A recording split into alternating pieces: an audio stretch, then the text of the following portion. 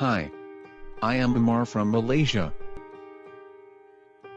I want to be a pilot, but I don't know where to start. Until I discovered Aviationfly.com.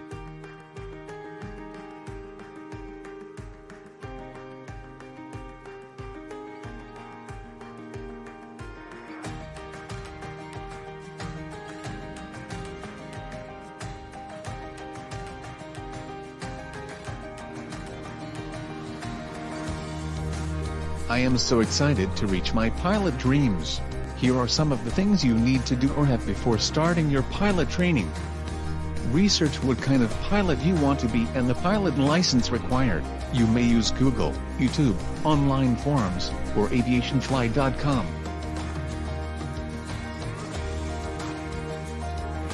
You should also possess these basic requirements before starting your pilot training. You should be at least 17 years old to receive a student pilot license. You need to be a high school graduate. You need to be able to speak, understand, write, and read in English. You also need to pass the medical exam. Take note that the basic requirements may vary depending on where you are planning to do your pilot training. Here are the different training stages you need to go through to become a commercial pilot. First, you need to have a student pilot license. It allows you to start your pilot training with a licensed instructor. After that, you need to have a private pilot license. This license will allow you to fly as a hobby or for leisure.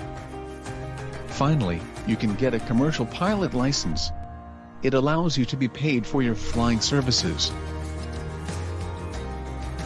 Here are some of the careers you can pursue after getting your commercial pilot license. Airline pilot, corporate or business aviation pilot, cargo pilot, charter or air taxi pilot, flight instructor, medical or air ambulance pilot, agricultural pilot. Are you also an aspiring pilot? Where are you planning to do your pilot training? Comment below.